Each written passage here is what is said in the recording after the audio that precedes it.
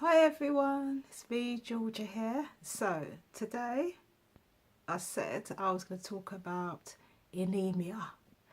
So I think I call it I'm sick and tired of anemia.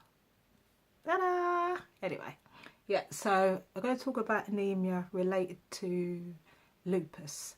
So lupus related anemia, because a lot of people that have S.L.E, like myself, will have you can have a form of anemia and it's not quite explained why you have the anemia. Could be for many reasons, as there's different types of anemia, because there could be vitamin deficiency anemia where you're lacking in vitamins, because obviously I have irritable bowel syndrome, so vitamin B12 or vitamin deficiency could be that you're not taking in the right vitamins like vitamin K, all those ones, so you need a boost. But if you're on warfarin like I am, some of those can be taken out of your diet, and because of the irritable bowel syndrome as well, you may be lacking in calcium, all those sort of things that can affect your diet anyway.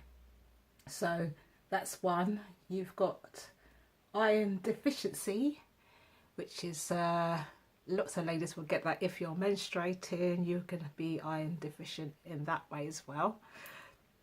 You have a plastic anemia, when your blood red cells stop reproducing. I don't know much about that one. And macrocytic anemia, which I've got as well because of the medication I take as a fibrin. So my red blood cells are quite big, so they don't generate enough, which is why I have chronic anemia. And the problem with that was I've had quite a lot of blood transfusions in the past, and I've been put on medication because I didn't know, and as I didn't menstruate, so I wasn't losing blood, and I had lots of tests, endoscopies, colonoscopy. Sorry, I can't pronounce that one properly. So, and there was no leakage in my stomach or any gas, leakage or anything like that to cause any blood loss. So I was constantly tired, still constantly tired, because you can have tiredness due to lupus anyway. So that's, the anemia is just an added, Brucey bonus sort of thing. So I take ferrous sulfate, that's what they gave me as well. That makes your poo go quite runny and brown. So it's not appealing at all, isn't it? And the folic acid, because that's when they've got to cover all the bases. And now I take this one, the injection that I have to inject myself. Very painful, but it's got to be done. And this one seems to be increasing the levels, because obviously these ones, when you have a blood test, it increases. They will look for your white blood cells, your hemoglobin and stuff like that, so they target certain things to raise. When you take a blood test, your bloodstream will show certain levels of what's causing your anemia. So anemia, that's it really, associated with your lupus. So if there's anyone out there that, if you may be taking all three, you may be just taking just the injection in your stomach,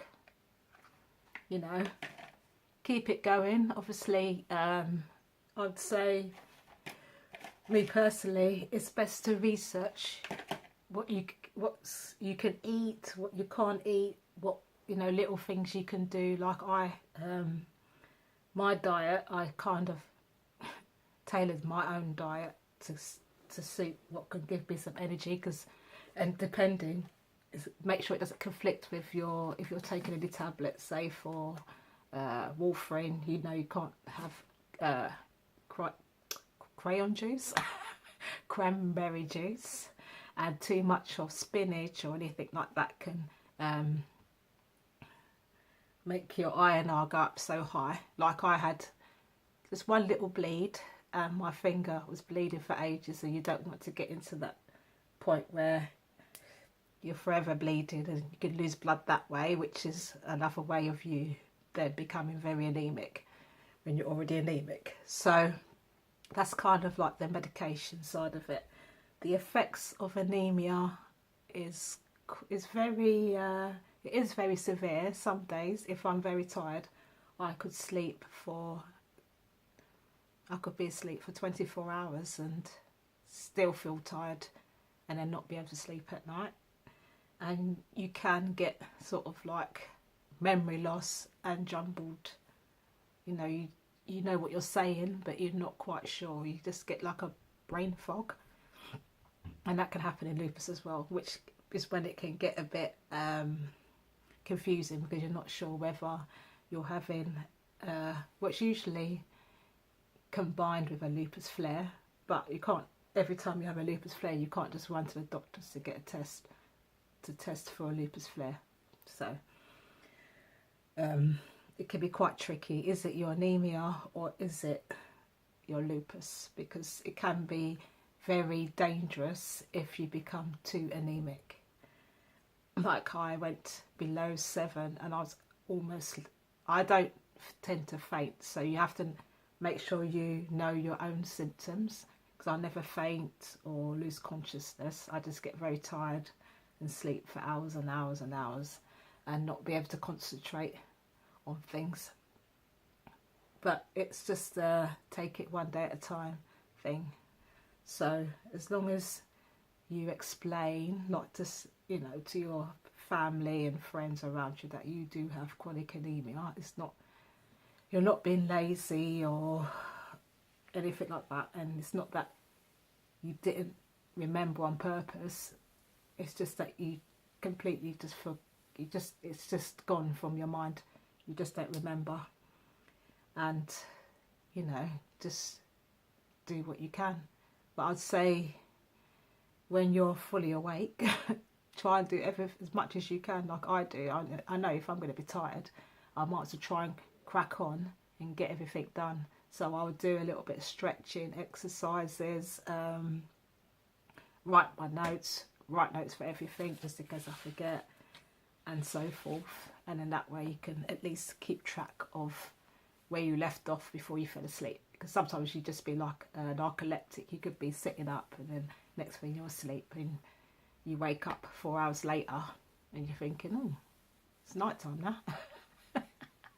I've done that. I've said, oh, I'm going to have a nap, and then the nap's turned into 6 hours. So, you get accustomed to your body. But it's even, I've been severely and chronically anemic for many years, and even I still get confused about, is it my lupus or is it anemia? But whenever you're in doubt, don't think nothing of it to go to the doctors and get it checked out, because you could leave it like I did and they say, oh no, your levels are always low, and then you end up in hospital having 5 bags of blood pumped into you because they didn't take your word for it that this is not, you're tired, but it's an unusual tired. So that's it really. So that's me done with the anemia. And yeah, and if you take this one, make sure you have lots of toilet paper, or that you're not going out on a date that night, just in case you have some bit of trouble. It's not pretty. But it's fine. No, I'm just scaring you now. It's not that bad. Okay then, I'm going to say goodbye. My ears are ringing. So good night and have a nice week. Stay positive. Bye.